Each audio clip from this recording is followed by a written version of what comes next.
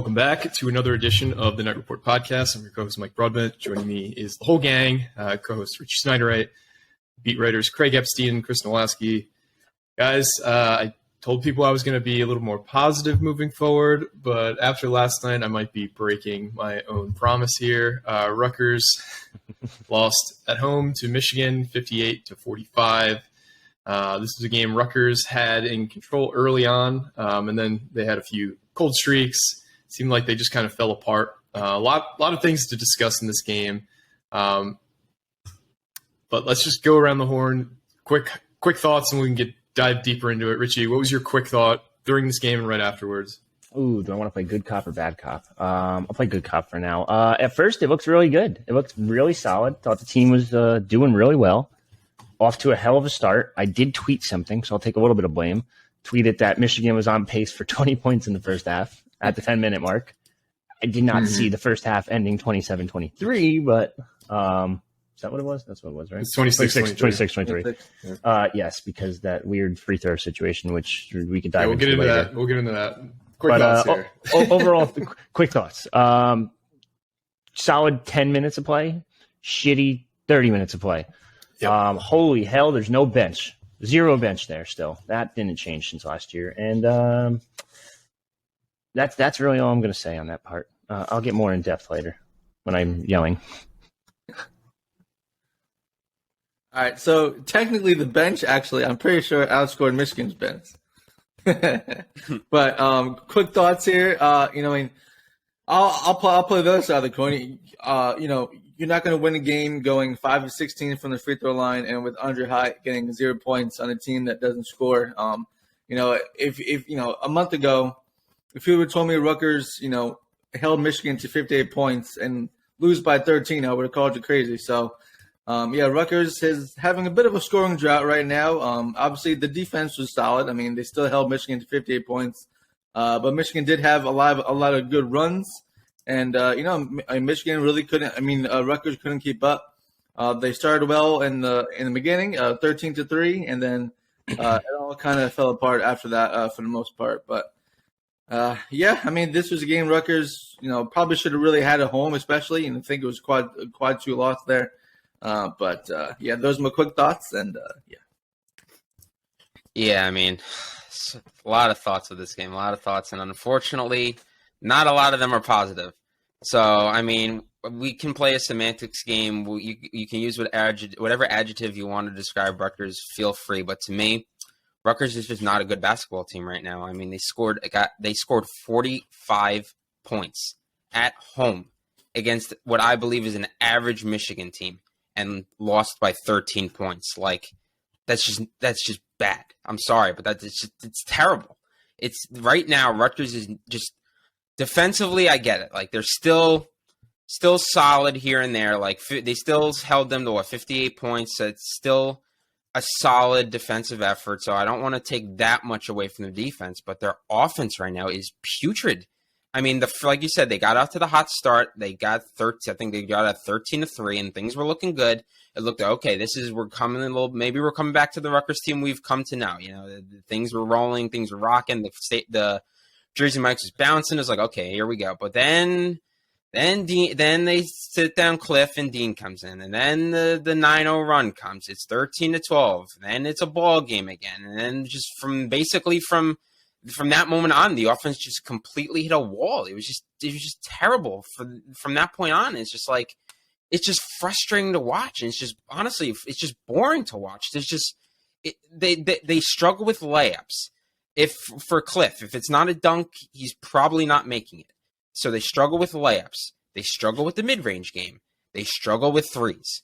There's not a 4-point shot in basketball. So there's nothing that their offense does right now that is good. So to me, it's just I'm sorry, but the offense right now is putrid. The defense right now is, I'd say, pretty good. I don't think it's not as good as we've come to expect, early on in the season. It's still pretty good. But just right now, Rutgers is not a good basketball team. I'm sorry. At the end of the day, that's my takeaway. All right, so let's talk about that early hot start, because I did think that they did look fantastic in the first 10 minutes of this game. So Rutgers immediately got out in front of Michigan. They had a 13-3 point lead. Michigan started shooting on the night 1 for 10. They were playing good defense. And then what's been pretty consistent with Rutgers lately is these long scoring droughts. We saw it, it started basically when Mag got out, because Mag, he covered up a lot on defense, but he also was one of their better players in the mid-range. When Rutgers needed a shot, needed, an easy bucket, Mag seemed to be able to find a way to make his own shot. But you saw it. They had 3 stretches last night of 4+ minutes without scoring. So that first stretch, it started around the 14-minute mark and lasted until the 9-minute mark, and allowed Michigan to get back in the game. And at that point, they had confidence. They, you saw it from, Hunter Dickinson, we stifled early on. And then they start hitting shots. They start getting swaggy. Their bench starts chirping. And they just, they grow in confidence. They're like their coach. They're dickheads. So, once they get that confidence rolling, they're not unstoppable, but they're so much better when they're playing from ahead than when they're playing down, because that's just their mentality. But I just feel like this team kind of shot itself in the foot over and over in the first half. And then by the second half, they were just defeated and made a lot of really dumb plays, a lot of bad passes, a lot of ugly shots. I don't know what we can do differently with 3 games left in the season to make me feel a lot better about this team right now. They're not a bad team. I do think that they're borderline elite defensively, but you've seen what happens. There's no depth. Let's talk about that. As soon as Cliff came out of the game, I believe that's when the run started. What was Dean Reber last night? He was like a minus 11 on plus minus. 12. Minus 11 in the first half, though, right? Minus 12 in the first half, minus 12 for the entire game, because he stopped playing after that. He stopped playing. To be honest, it got bad last night. It got so bad to a point that they had to put Will Falk in. There was to me they did not go into this game planning to put Will Falk in, but Dean's playing yesterday, I think, got to a point where they just had to put Will Falk in. And Will Falk, he picked up a foul or two early on, but to me, he picked up a foul in 5 seconds. I think as soon as he got put purpose. in, he was literally just it was like a blocking drill with Hunter Dickinson. Yeah. He was just shoving him, and after the second shove, the ref called it. Hunter Dickinson didn't take the bait. I wonder if he was just trying to get him to throw a punch or something, but he literally got in the game and just starts shoving him out of bounds. I think maybe it was the equivalent of. Maybe this was the equivalent of a manager coming in, getting thrown out to fire up his team. I don't know. It doesn't make it to me. It's just you come in 5 seconds, you get a foul. It's just it's tough, and it's but even with what Will Falk did and didn't do, it was still to me a better performance than what Dean did. No, see, me and Chris both agreed on this. Set the tone. Set the tone early. Yeah. Sorry. Go, Chris. No, I would say he held his own. I really think he did on purpose. The play didn't even start yet, and he was already pushing Dickinson. So it was totally on purpose. And Antoine's a freshman, but you play football. He's not afraid of anybody. So he totally did it on purpose in my mind. Yeah, you might be a top center, but go after yourself. This is it, boy. Come on. I loved it. Let's do this. I'm oh, I love that. I think the first thing I said in the text group chat immediately, and everyone's you guys were all what the fuck? Why'd he foul already? And I'm yeah, poach him more. Well, yeah, thinking about it a little bit more, I was it's from a game perspective, it's dumb, but maybe to fire up the team, right now, because right now, like I said, the team is is just hitting these ruts, and it's something's got to fire them up. Whether if the crowd's not doing it, the place is jam packed, going crazy from the jump. If they're not doing it, then might as well, Will Falk might as well give it a shot. Let's talk about Hunter's weak-minded. The man just talks shit in his pod every week and just ends up blowing up in his face. So you give him a little shove, you never know how he might react. I know someone just said he might punch. You never know.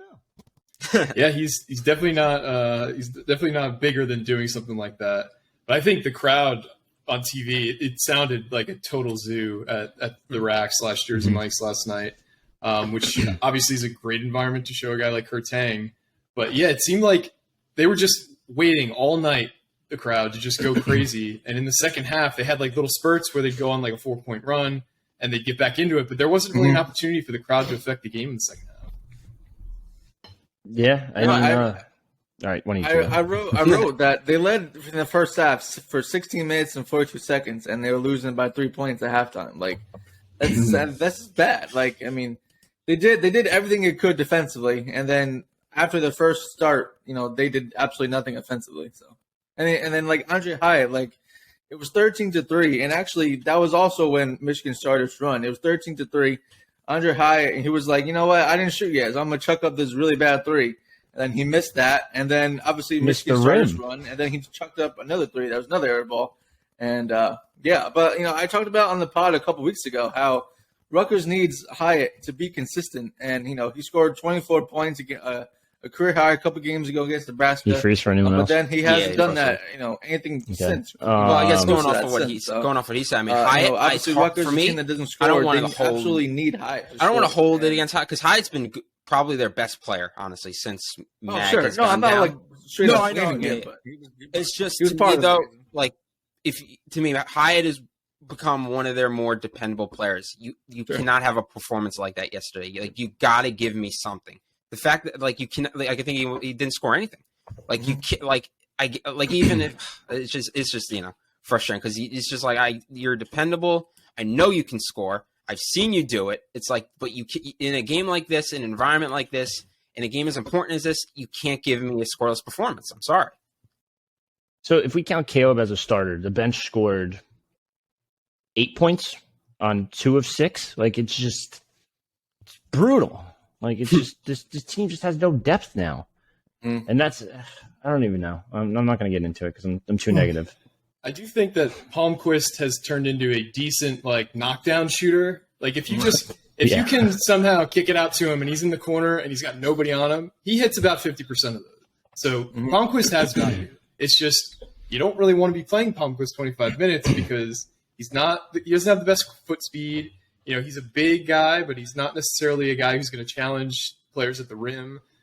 If he's your 9th guy, if he's your 10th guy, I'm fine with that. But right now he's a starter on this team because of injuries.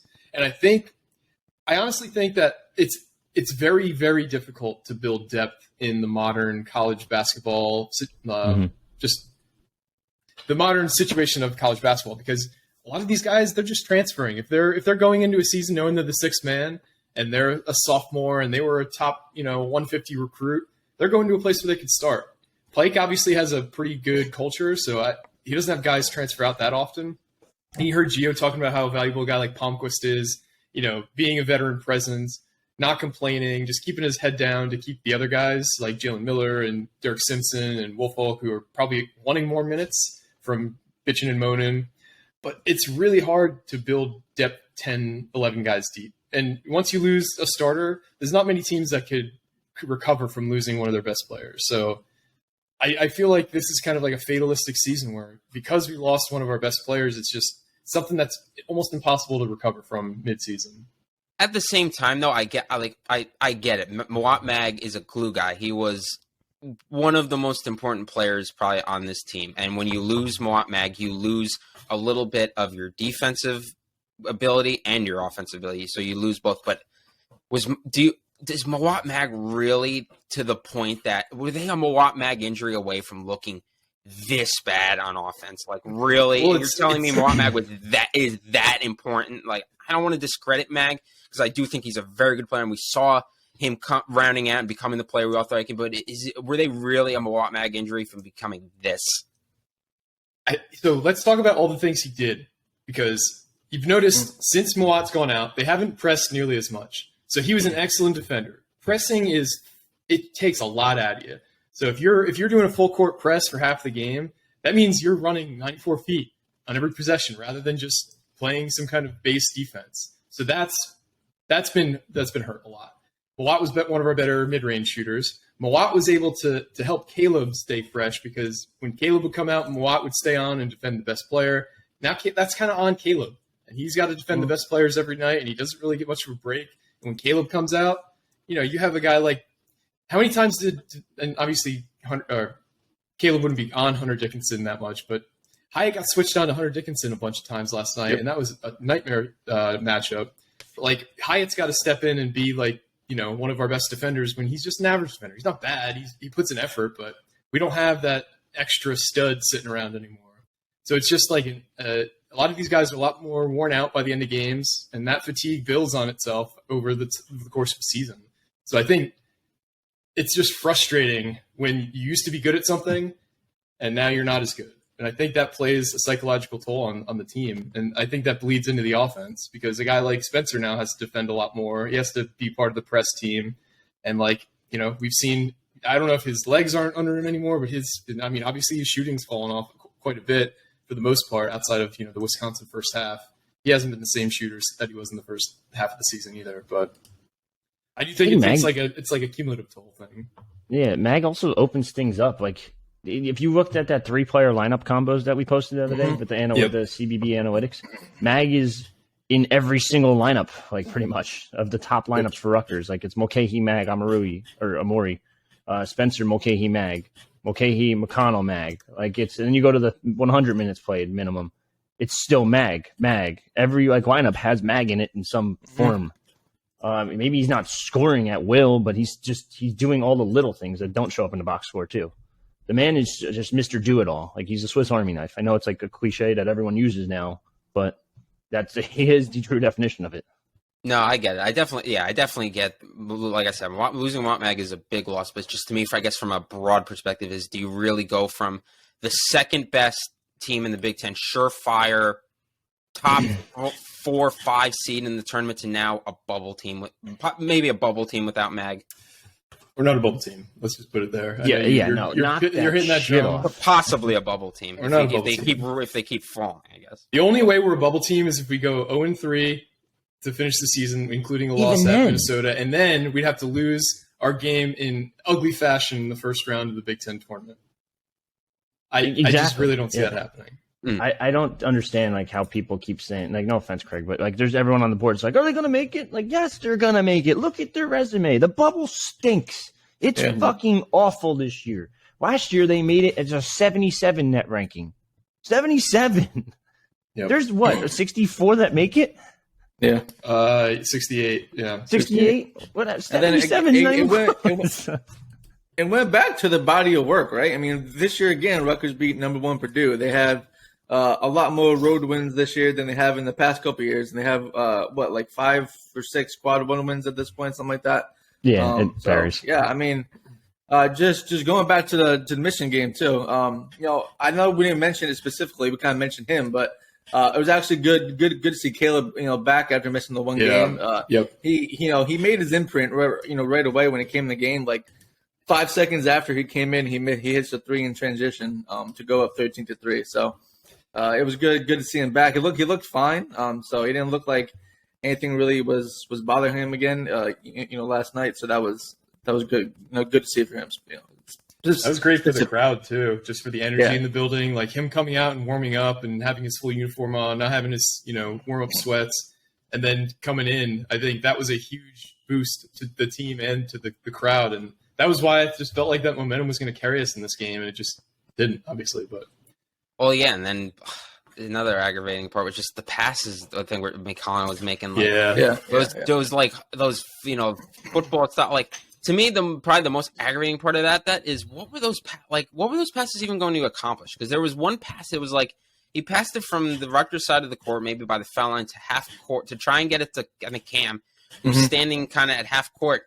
Even if that pass gets there, what does that accomplish? They're still just going to run a half-court offense with maybe a couple more seconds. But the risk is not worth the reward. I just don't get it. Yeah, he had a couple of those. Yeah, for sure. Yeah. There was just a lot of boneheaded passes in general. Paul had some. There was a play where, we had a defensive rebound coming up the court, and Cam, did almost a no-look pass, but it was a pass ahead to Palmquist. He wasn't expecting it. Paul tried to do these weird spin passes into Cliff when he's double teamed, and they Cliff doesn't have really lucky. Hands. Yeah, Oscar got really lucky because there was one pass he just kind of threw up, and it looked like it was going to go sailing out of bounds, and they grabbed it. It was what? Yeah. Is there a ghost in here? Is there a wind chill in here or something? Yeah. It's annoying. Going back to it real quick, I just looked at it. 79 brackets last year at this point had Rutgers in it. There's 107 out of 107 currently that have Rutgers in the tournament. No, I get it. In the butt. We talked about this, I think, yesterday. We're all in agreement. 2-2, definitely in. No worries. the part where I think we start to lose each other a little bit, I feel 1-3, assuming you beat Minnesota, you're likely in, but I think you're sweating a little bit. 100% in. If you go, Richie, if you go 0-4, what then? 95% in. So okay. Yeah. And again, I'm taking out the Big Ten tourney because obviously, but I still think You don't have a Lafayette loss on this record. Because when we get to the tournament to the conference tournament season, there's gonna be bid stealers like there is every year. So that's only going to add. So if you go 1-3, 0-4, that's only going to add to it. And I think as much as they do look at the net and all the analytical stuff that they do, they also I think are just going to look at the team's efficiencies. And to me, Rutgers' efficiency right now on offense, putrid. I mean, they're one of probably the worst offensive teams in the country right now. Defensively, that might be the thing that saves them. Their defense is still pretty good, so that might be their saving grace at the end of the day. But just to me, once you get into that 1-3, 0-4 scenario, you're sliding down a slippery slope. And to me, yeah, maybe you still get in, but I think you're still going into Selection Sunday sweating. Right now, there's about like 20. No, there's more than that, actually. There's maybe 30, 40 brackets that have them as a 7 seed. I'm extremely confident, even if they finish out losing, they're going to be in. Pending, like Mike said, a giant blowout loss in week 1 of the Big Ten tournament. Yeah, if we lose to Minnesota on the road, if we lose to, let's say, our first round matchup is, I don't know. I don't even know who it would be at that point. So let's just assume we lose a bunch of games to close out. Let's say our first round matchup is against like Nebraska, maybe Nebraska or Minnesota, or let's say we're playing Wisconsin, or let's say Wisconsin or Nebraska. Say we lose by 15 to Wisconsin or Nebraska in the Big Ten tournament first round, then I'd start sweating. But for right now, I feel very confident. I'd say high 80s, low 90s% that we make the tournament. And another win, I feel it's locked in. But. And the way they're playing now, though, I mean, I don't know. I mean, I think they're going to probably lose, Sunday against Penn State. I mean, Penn State honestly has impressed me this season. They're coming off a road win last night against Ohio State. They kind of been up and down, but Rutgers does not play well at Penn State. They kind of, even Geo Baker said it either with you guys or his podcast that, Penn State is just like a weird place to play. And the same thing as Minnesota. Like Minnesota, like they're not a good basketball team, but it's like it's a weird place to play with the court with everything there. That's what everyone always says too. So, I mean, it's no guarantee they win any more games, but the 3 games left, they gotta, they have to win at least one, and and the Minnesota game, I guess. But I do want to. I'm kind of on Craig's side a little bit that. If they do go 0-4, they're 0-5, the rest of the way, then Rutgers is in some sweating shape. But it is all about the body of work, and they did have a lot of good wins early in the season. They beat Purdue again. They beat a lot of other good teams. They have a road win at Northwestern, which we see Northwestern playing as good as anybody right now. But yeah, I think I'm with Craig though overall that if they don't pull out another win, then it'll be interesting for sure. And I think the joke of it all is if you see we'll read in the Warm is I picked Rutgers to beat Penn State. Like I still think they're capable of going 2-2 down the stretch here. In my heart of hearts, I still think they're capable of doing it. Like I could see it, but at the same time, it's just it's so tough. Yeah. It's just tough, But again, I do still think they're capable of going 2-2 and getting into not sweating selection Sunday. But I just have to go. But I just have to go off of I guess the last thing I see because that's all I can go off of. So I do want to push back a little bit. Like Penn State, they lost. They're on a 3-game winning streak right now. They had lost their previous 4 at Maryland, at home against Wisconsin, at Nebraska, and at Purdue. Their last 3 games, 2 of them were against the 2 worst teams in the conference, in Ohio State and Minnesota. Now I know Ohio State's not terrible, but they're still 3-14 in the division in the conference, and they beat Minnesota 1-15 in the conference, and then Illinois they'd beaten previously in the year. That's a nice win, but it's not like they're. I think we should pump our brakes a bit. Outside of Jalen Pickett, that's a team that doesn't really scare me a ton, but they are hot right now. But this is a team that we beat by 20 early in the year. I do think that we can go in there and win. I don't think Penn State's a world beater, but I think for me what's giving me hesitation is they just don't play well at Penn State. That's the main concern. But to me, it all comes down to how is Penn State shooting that night. If they're shooting the lights out, Rutgers is going to get run off the court. If they're if they're putting up a brick house, then I think Rutgers is going to win. Honestly, that's just and I think the after reason they've had a sorry. What did you say, Richie? That's the exact reason. Like when they played Rutgers last time, they shot awful from three. They bounced back the next game and scored 83 on Michigan and beat them by 22. And it's like, what the fuck? Like, what? That's why, low key, I think if Penn State makes the tournament, and I said this before, they're a dangerous team just because they're 3-point shooting. Like some nights it's on, some nights it's off. It's just they live and die by it. And it works, I guess, sort of to an extent. Yeah. And to me on Saturday, so they've been rolling for basically three straight games now. Mm-hmm. Are they going to revert back to kind of the mean, or are they going to keep rolling? To me, I'm more leaning on the side of they're going to come back to the mean with Rutgers again. Rutgers still a pretty solid defensive team. So I think, like I said, that's why I think Rutgers is going to win on Saturday. Plus, Riot Squad's going there too. Got a big bus, couple buses. Yeah, that game's also on Sunday, not Saturday. Yeah. Correct. Sunday. Gotcha. Sunday night, yeah. Sunday. A couple things. I heard some rumors that Rutgers' game against Minnesota might get moved. Nipped is in that the butt. something that is not happening? No, it's too much. Pike said it last night. It's too much movement in terms of moving planes, moving this, moving that. I think Michigan State's the one that wanted it moved originally. So I don't know what the deal is going to happen with them, and I think it was Minnesota, right? But, Rutgers isn't changing their schedule. I was going to say, Michigan State seems to get whatever the fuck they want in the Big Ten, so I'm glad that somebody's putting their foot down and telling them, no, you guys missed the game. You have to make it inconvenient for yourselves, not inconvenient for everyone else. Well, that's good to hear. You better retire. You better retire soon, man. It's getting ugly over there. Yeah. Let's talk about something positive, though, because I think Rutgers' future is extremely bright. Obviously, we had a top 50 visitor on an official visit that started last night in Kurtang. Mm-hmm. Have you heard anything about how that visit's going, Richie? Or is that kind of like until the visit's over, you won't really know? Yeah, I mean, that's part of it. You learn a lot more post-visit when you get to talk to sources and stuff. But as far as what I heard last night, it sounds like Rutgers is in the lead there. It sounds like Providence is number 2 and Michigan State dropped down to 3, even though they're kind of it's a weird situation where if you didn't commit to Michigan State back in October on your visit, you're probably they're just going to move on. You're going to move on, and that's it. So be it. It does sound like it's Rutgers or Providence. It sounds like he had a good time at Providence. His AAU program, I said last week, also pushes guys a little bit towards staying in the New England area, in the Providence area. But it sounds like this is all Rutgers all the way. Yeah, it's a loss, but stop thinking one game is going to change this kid's mind on a school, no matter what recruit it is. It's not one game is never going to affect anything that much. Now, could a kid be close to committing and one game could put him over the top and make him commit? Yeah.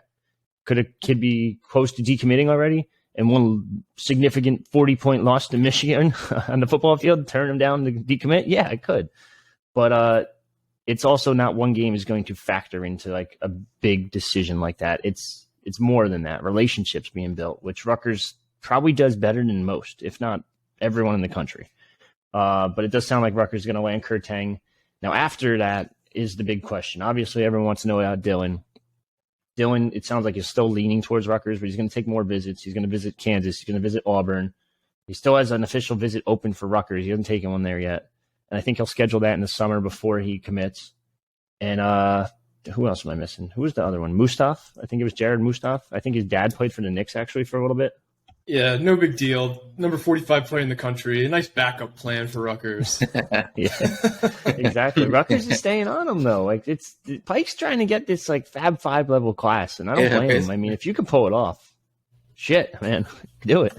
So I want to talk about what Pike envisions his team to look like in terms of play style when he has those elite talents on the court. Obviously, defense is always going to be Pike's number one thing. Effort, putting up a wall around everybody who's trying to do anything offensively. But I was talking to you guys about this. I think the ceiling for this team and this program could be basically what Houston's doing right now.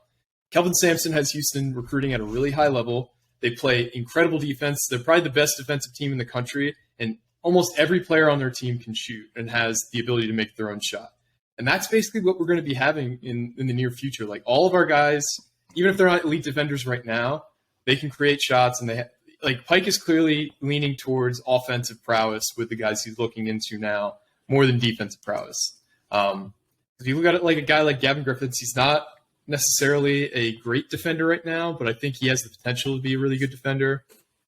Ace Bailey, when he comes, he's a great defender, but he's, his offensive game is off the charts good. Dylan, he's a decent defender, but his offensive game, the ability to create shots and finish around the hoop, he's an incredible offensive talent. What do you guys think? What do you think the ceiling is for this program after we get 2 classes of total studs coming in theory? Because 24 is still not finished, but it's looking really good. I think Houston's pretty accurate, a pretty good description of what it's going to look like. You said defense first, offense second, but you get these offensive players like Ace Bailey who could score at will, but still has 10 blocks in his most recent game. And then you have Jermichael Davis is a pretty good defender too. I know people don't talk about him enough, I don't think. He's super athletic and super quick. He's twitchy. He's going to be a good player as well. But if you look at the recruiting classes, Houston had 2 5-stars in 2022. They have 3 4-stars in 2023, and it's eerily similar because you have Griffiths and Bailey as the 2 5-stars. You have several 4-stars. You have Delquan Warren. You're probably going to get Kurtang. You're going to have another one, whether it be a Lathan Somerville or what was I saying? Jared Mustaf, if I'm pronouncing that correct. It's eerily. I think you hit the nail on the head there. There's really nothing else I could say other than it's basically a lesser version of Houston. Yeah, I think I wrote it at some point early in the season about I think it might have been January of how the amount of elite defense Rutgers was playing, and then I was thinking about adding the offensive guys like Ace Bailey and Gavin Griffith. I think Pike on the staff recruited a perfect blend. He understands that this team needs more offense, so then he recruits these really good players, but then they also play really good defense. I think it's the perfect blend for Pike. Normally he always says when freshmen come in and, they're not really good defensively and they get all the ratings because of the offense that they do. But the guys that he's brought in have the perfect blend, have the perfect mix. They're really good offensively. They're really good defensively, and they're versatile. A guy like Bay Ndongo, I think that's what his name is. No one talks about him. He seems like he's almost like a better Mawot Mag at this point. He's better in high school than Mag was. And Ace Bailey, obviously Gavin Griffiths, I was really impressed with him watching him at the rack a couple weeks ago. So I think it's just I think the future is extremely bright for Rutgers if they could keep everyone here. And yeah. Yeah, I mean, we've talked about it in the past where you land Dylan. If these guys end up being as good as advertised, I mean, you're talking about this could be a team that not only wins this could be a team not only wins the Big Ten, but I'm thinking this could be a Elite 8, Final 4, possibly contender. Honestly, I think the ceiling is that high for a squad like that. If these guys are as good as advertised, you get Dylan. I mean, there's no to me that's the ceiling. And yeah, like you said, better days I think are definitely ahead for Rutgers basketball. And if you think about it, we've talked about this previously, but nobody in the Big Ten really recruits at that level. So we will have probably the most talent in the Big Ten for the 24-25 season by a decent margin. Michigan State lands the occasional, 5-star kid. I think they have that kid Collier committed in the 23 class who was a top 10 kid, but I mean, they're hit or miss. They land, a top 10 kid, and then the next year they don't even land somebody in the top 100. But Izzo obviously runs a great program. Indiana will land the occasional 5-star. Illinois will land the occasional 5-star.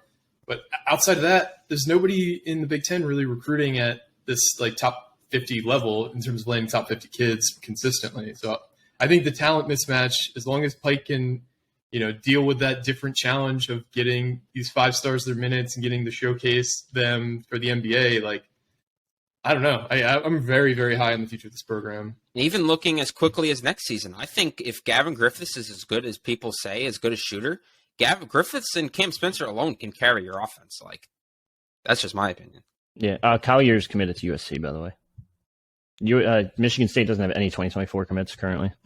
I'm talking about 23. They got somebody. Xavier Booker and Jeremy Xavier Pierce. Booker, that's who I'm thinking. Yeah. Sorry. Yeah, he's going to be good. But I don't want to say they recruit at that level, but it's pretty close. Like they have like number what, like 8 and 25, I think it is. But like I know what you're saying, but the Rutgers is just Ace Bailey could be the number 1 player in the country. I was told the other day by an analyst. Like people don't understand how good this kid is. And I hate saying he's Kevin Durant, but he's a tall, lengthy forward, whatever you want to call him, wing. He could dribble, he could score, he could play defense. Like Kevin Durant. Like I hate to compare the mold, but he's that good. Yeah. People don't understand how good this team is going to be with him.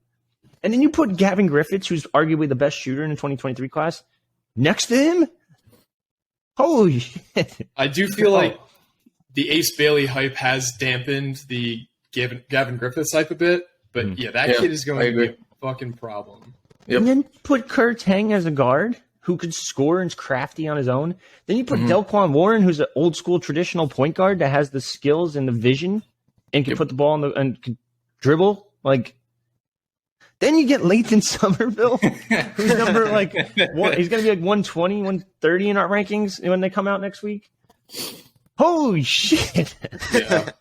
And go back to what you said, Mike. The Ace Bailey hype has kind of hampered the Gavin Griffiths hype, and I feel like the Dylan Harper waiting game has kind of hampered the Ace Bailey hype. So it's kind of like it's just to me, it's just like an embarrassment of riches at this point. No one's talking about it. Chris mentioned him before. Beinadangu is fucking good. Yeah. Like, oh my god! Like, what is going on? I do think it'll be very interesting to see like how he distributes minutes next year. Given that I think Ndongo will play, Gavin Griffiths obviously will play. I think Michael Davis will step in and play too. Like, I think all three of those guys are going to be addition or improvements over what we have currently, and it'll be interesting to see how many. We didn't have any transfers out last year. I think there will be some. That ain't happening. There's no shot in hell. Like, no offense to some of the players on the team, but Michael Davis is getting minutes next year. Beinadangu is getting minutes next year. Gavin Griffiths, 100%, might even be a starter next year. I think you could actually argue he is a starter, but I know Chris compared Ndongo to Mag, but Ndongu's 6'10". Like, he's going to be playing some 5. I know people are like skinny, whatever. The new age center is eventually going to adapt, or Big Ten teams are eventually going to adapt to the new age center. Maybe this is it. Maybe Rutgers starts the transition because Ndongo could put the ball on the court. He can score within anywhere within like 10 feet. And he just got great vision. He's skinny. He's not going to be able. He might get pushed around by Hunter Dickinson. But once one team, or I shouldn't say one team, once multiple teams adapt to this new age center, everyone's either going to have to adapt or die. And that's just how it works in the sports world in general. Yeah, and the strength and conditioning program at Rutgers is not something we talk about often. But if you listen to our interview with Gio, he came in at like 6'4", 150, 160. Said every time Pike tells the story, his weight drops 5 pounds. But he said by the end of that first summer he was here, he said he had to like kind of pump the brakes a bit because he was getting so muscular that it was like he was having a hard time moving around.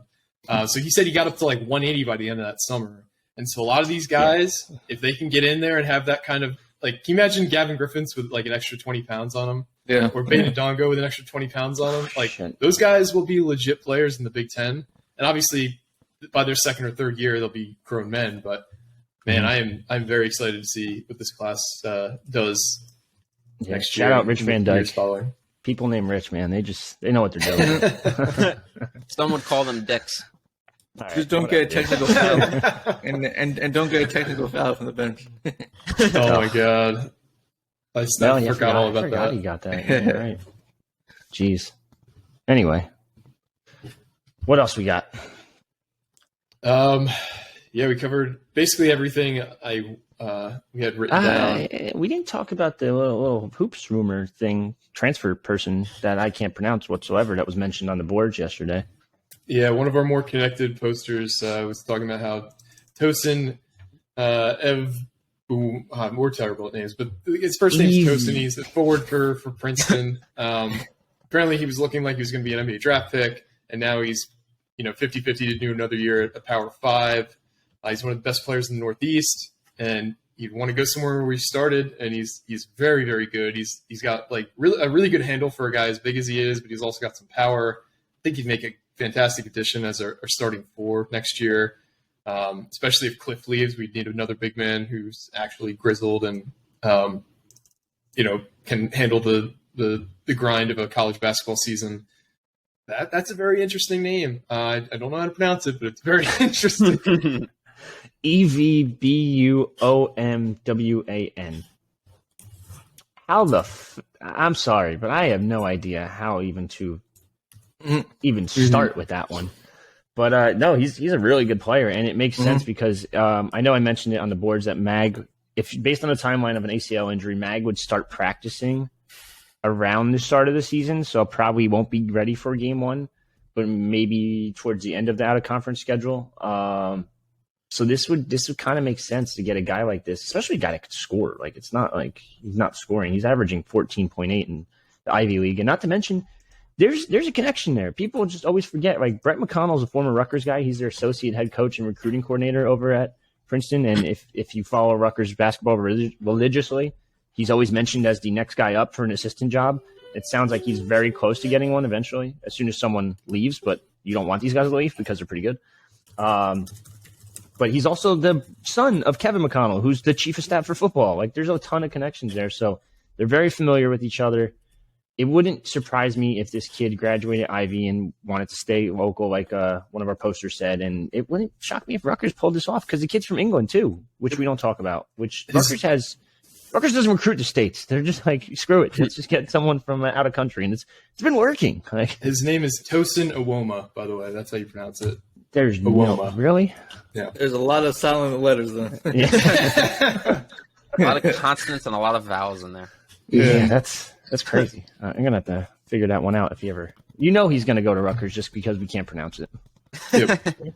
But no, like I said it before, like Mag's from out of country. Akwazi Yabo is from out of country. Cliff's technically from out of country.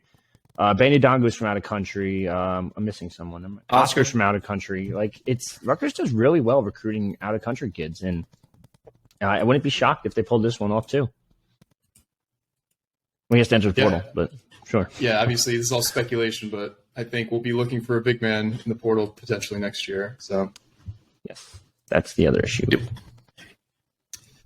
I do think that Cliff either decides to go pro and that's kind of it, or he will come back for another year, because I just don't think – I think his offensive game has gotten worse this year, if we're being honest. After last night, if you look at his shooting statistics, he's 90% when it's a 2-pointer that's a dunk. When it's not a dunk, if it's just a layup or a tip-in, he's shooting 48.7%. And on jumpers, hook shots, and floaters, he's shooting 27% on the season. So his offensive game is not ready for the NBA. Does he just go to the G League and just get, basically, 24/7 training on, post moves and offense? I honestly think that might be the best move for him. And that I'd love to have Cliff back. He's so important to this team, especially like saw last night. Defensively, this team is not the same when he's not in the game. Yep. But for his career, if he wants to play in the NBA, I think he'd probably be best suited to just go play in the G League next year. I don't want him to. I'd love to have him back. This isn't me, shooing him away, because he is a fantastic player. But I don't know what more we can do for him to improve his offensive game outside of having him work in the offseason with not Hakeem Olajuwon, but somebody like him. Like, you've heard Jay Young. Jay Young. I mean, you guys have probably heard he's the go-to guy for NBA bigs when they want to learn post moves. They go to Hakeem. They need to find somebody like that to just work with Cliff and get his post moves down, because Yeah. At the same time, I think he's probably going to weigh. I would think Rutgers might give him an NIL, maybe some type of NIL. They can't. They can't. That's the problem. Because he's on he's on a visa. He can't get NIL. Okay, I didn't know that. That's where it's tricky. Right. Yeah, And then in the preseason, he mentioned to me that I'm pretty, unless something changed at this point, but he was on track to graduate at the end of the year. So Yep. That's also another factor in that. So And I hate to say it, I had a conversation with one of our board members the other day, and he's like, "Why would he go to the G League? G League's dog shit. They don't even pay." And I'm like, "What do you mean they don't pay? Like, Ron Harper Jr. is making $500,000 this year, and then he has a qualifying next year for 1.6. Like, it's still like you might not think that's big money in terms of NBA salaries, but it's still significant money. Like, and then everyone has to stop saying the G League's like dog shit. Like the G League, since it rebranded as the G League, is turning into a legit minor league system. Yeah, it's producing not just players, coaches. Like Jerry Stackhouse was a G League coach.